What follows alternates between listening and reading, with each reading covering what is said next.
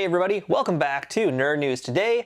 I'm Matthew, and in this episode, we're taking a look at a brand new statue from Diamond Select. Words you hear quite a lot in this channel, but I can tell you for a fact that this is one I'm really, honestly very stoked to have in my collection.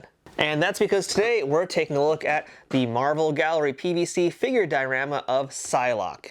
Psylocke is such a great character. I really love anything that she appears in, whether it's been the X-Force series, whether it's been the recent Hellions series. I'm always a fan of Psylocke. I love the outfit, I love her powers. She's just a really cool character, and I feel like a lot of the merchandise for Psylocke has really been fairly uninspired. And she's a character where you really get what you pay for when it comes to merchandise with her. So yeah, there's Funko Pops, there's Marvel Legends. Actually, Diamond did a really superb figure of her as well, which is in kind of a larger scale than Marvel Legends. Really worth tracking down. But outside of that kind of merch, it's usually the high-end resin statues that really tend to be the best things, and everything else with her has always kind of been like meh. So I don't really have a ton of Psylocke things in my collection. I'm hoping this one is going to help fill the void. We're going to get into that in a few moments, but real quick here, let's talk about this packaging. And this box is like all the other boxes you've seen with any of the Diamond Select PVC figure dioramas out there. It's usually a simple cube or a rectangle with very basic colors on it, with the goal being to highlight what's inside the box. But I have to admit, I actually really like the graphic design choices here. I really like the aesthetic that they went with, because they have this really nice hot pink on top. They have this great purple underneath it. And then Psylocke's font down here too. Like, the logo is a really cool logo. I don't know if that's the official Psylocke logo. I have no idea, but it works really well for this piece here. And the color choices are just great, because it really harkens back to the old Betsy Braddock days when she used to have the whole butterfly power thing going on. So really great choice. And even though it's not like they're reinventing the wheel here with the boxes, I really do like what they do with these, because you get great big windows all across this to really make sure you can see everything you're getting with this statue. And that includes this big window here in the front. You got a window on this side, another window on this side, and the Diamond Select sunroof, so you can really get a great look at this thing before you buy it. The back of the box is also pretty solid. You have the typical picture of the statue that's loose, and then you've also got a bio about the character, and this bio is actually very good. Like, I'm impressed that they mentioned the Siege Perilous even as part of this, so they really dug deep to get some good information about Psylocke on here. But most importantly about this box is it lets you know who made this piece, and this Psylocke was designed by Caesar and sculpted by Alejandro Pereira Escura. When I see Caesar's name, it's always a vote of confidence for me, and Alejandro Pereira Escura, we've seen a lot of his work as well. He's been really improving over the years. So yeah, always a good thing to see these two guys working together. So that makes me even more excited to get this Psylocke out of the box. So without further ado, let's go ahead and get that started right now and get a closer look at her from all angles. Alright, and our Psylocke is out of the packaging, and I gotta admit, it's a lot better than I thought it initially was gonna be. I hate to say this, but yeah, my initial thoughts when I first saw this piece were actually kind of like, I don't know about it, but it's Psylocke, so I'm going to give it a try. And yes, I'm happy to report I'm a lot more excited about it now that I'm seeing her out of the box. So let me give you guys a quick rotation and let you guys take a look at it for yourself while I'll give you guys my initial thoughts here. And I feel like Psylocke can be a difficult character to do, mainly because of her colors. She's quite often a fairly dark character in terms of her outfit, and you can see that here. You know, her outfit is a lot of dark blues, her hair is a darker purple, her skin is fairly light, but still it's a lot of dark shades, and I feel like there's I don't know, there's not really a lot of creativity with Psylocke poses, I guess, in some previous work I've seen. Not necessarily saying Diamond or, you know, not pointing out any specific companies, but yeah, sometimes I felt like they don't really know what to do with Psylocke.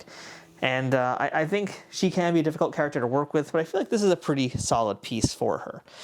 So let's start things off here by talking about the face. And does this look like Psylocke, or does it look like, you know, who I feel Psylocke would be, since this is not based on any real person or based on any actresses playing her? But my initial thought is, oddly enough, I think it kind of looks like Jennifer Lawrence. I don't know if anybody else sees that but me, but especially from the front, it's a little bit like Jennifer Lawrence. And it's not like I'm saying a one-to-one of Jennifer Lawrence, but I'm definitely seeing like a little bit of her. Like, this looks like Hunger Games to me when I see this head. I don't know, something about it. But it's definitely interesting. This is an interesting choice for head sculpts, because I'm trying to, I guess, figure out which version of Psylocke this is, what's going on. But yeah, I mean, as far as the head sculpt itself, it's a nice facial sculpt. I like, actually, as I turn it, I was going to start talking about things. I'm just seeing it now from this angle. I'm like, yeah, no, that's totally Jennifer Lawrence now. I can't unsee that. But yeah, the face is fine. It doesn't really make me like super excited or wowed by it. It definitely does the job, and it's fine. I can't really say anything bad about it either. It's kind of just somewhere in the middle. I think Maybe what bothers me more is just the lack of any kind of expression, because she just looks so bored right now. And like, she's here slashing away in one hand, she got her psionic blade in the other, but her face just looks like she is just done and she just wants to go home and watch some Netflix and chill. So maybe that's the problem here, because otherwise it's a fine face. It's fine. You know, you've got some nice cheekbones, nice straight nose. I guess that's also the big thing, is like, it's not really filled with a lot of defining features. And when I think about Psylocke, she tends to not really have a lot of defining facial features, I guess. I feel like for Psylocke, it's really very much about the outfit and her hair. And that's unfortunately showing off in this face. So, you know, not bad, not great. It's just, it's a face. That's kind of my review of that. But what is really nice is her hair. And as we mentioned, that really is kind of one of the more defining features of Psylocke, and her hair is great. It's just a really nice dark shade of purple. It's also got some black highlights in there to add some more depth to it. But I really like the shape of the hair. I like the dynamic look that the hair has as well. So that part is good. You know, I'll definitely give some good points here to the hair. And yeah, I like her little bangs over here as well. But yeah, unfortunately, the head's not really the most exciting part of the statue. I was hoping for maybe a little bit more. I don't quite know what that even means, but I was hoping for something more riveting. And the head is just kind of there. So I guess I'll just move on down and start talking about the pose, because that's, again, where I was initially kind of like, about this piece. That's because this pose, it was confusing. It was a little confusing just seeing like the initial photos of Psylocke, and I'm just like trying to figure out what's going on here. And part of me still is. I still like it, but let's break this all down, because something about it still just isn't quite sitting 110% with me here. So she's swinging her sword with this hand, and I would assume, based on the anatomy of this arm, she just swung it back, right?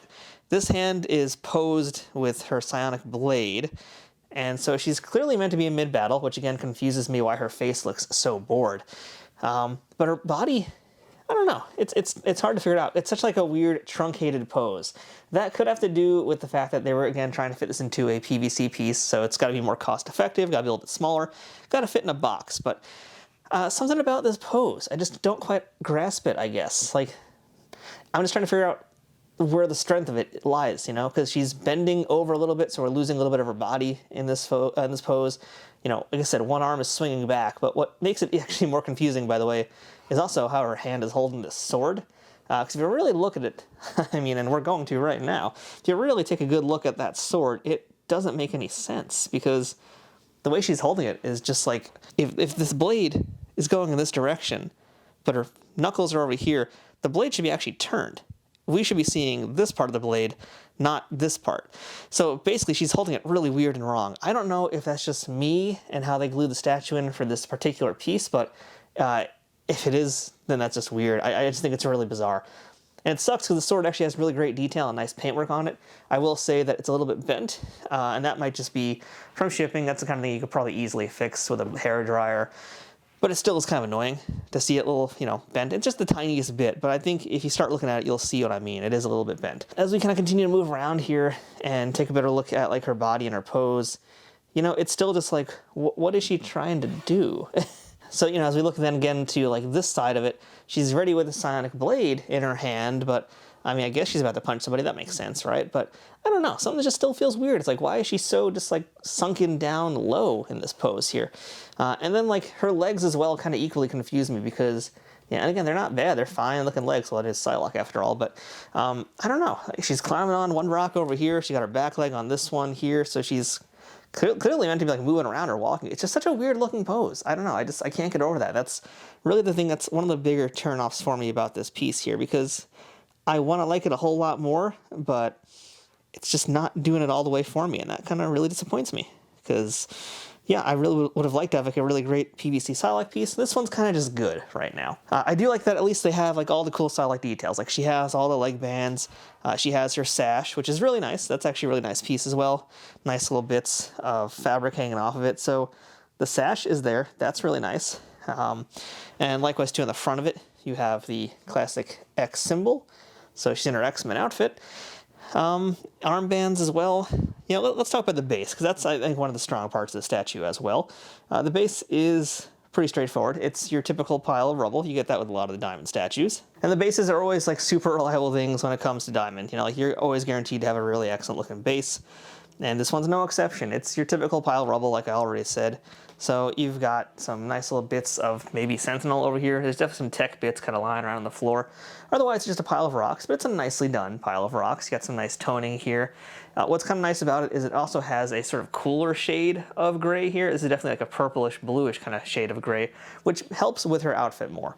And that's also one of the stronger parts about this piece, which is the paint and the color choices that they made for the Psylocke here. You'll see, in fact, as we start to kind of move up the statue right now, you'll notice we haven't really spent a lot of time talking about the paint yet. That's because it's like one of the things that stands out really nicely. You'll notice now as we kind of start taking a better look at the statue itself again, her outfit is actually a metallic shade of blue. It's really cool looking, actually. That's, like, to me, one of my favorite parts about this statue here is this really awesome shade of blue that's, like, really exciting to look at as well. You know, it's metallic, it's very shiny in right kind of lighting, really helps her stand out a lot. It also kind of adds that sort of spandex 90s feel that the character would have had. So that part's excellent. I really like how that looks. It looks really nice in this light as well. You guys can see just how it's shining and glistening. And that's why the base has a little bit more of a cooler shade to it, so to kind of help it pop out and match a little bit more. Let's spend a little more time too talking about this psionic hand blade. Psionic, not sanic. I don't know what that is. But yeah, let's talk about this hand blade a little bit more. That's a nice little piece of translucent plastic. This is a very nice piece here. Also very sharp, by the way. That's, oh yeah, you were definitely going to take somebody's eye out. You'd stab them with that. But the hand blade is cool, and I like how she has the closed fist for it as well. And another nice thing to I'm noticing about this piece is a little bit of weathering on her body, which for better or worse helps and hinders. For example, you can see hopefully on her deltoid and her bicep here, and especially even underneath in the laterals, and you can see it more on this side, I think. There's a nice little bit of shading, which is kind of trying to help make this stand out a little bit more. Unfortunately, on this arm, she has a little too much going on there, so it's almost like she got some pit hair, maybe. And I'm pretty sure that was not intentional, so yeah. And likewise with her leg, there's some of that as well, but that just looks kind of schmutzy. So that's kind of the issue here, is like they're definitely trying things, but a lot of stuff just doesn't feel like it's coming together. So I guess the question becomes now, like, what would I do different to make this statue better in my mind? And again, I'm not the sculptors or the designers, but for me, it's tough, because her pose, it is interesting, but it is a little bit confusing. I don't really feel like it's a very strong pose, and maybe that's just because of the face. And I think had the face had some kind of facial expression, then I probably would feel a little bit differently. Like, I kind of wish she was gritting her teeth a little bit and just looking more ferocious, but right now she just looks bored, she looks dull, and that doesn't really do much for me. The sword is cool, but I don't know why it's not in the right way. I don't know why it's being held in this bizarre way. The psionic hand blade is cool. That's actually definitely one of the highlights of the piece, and I love the paint choices as well. The paint choices are great.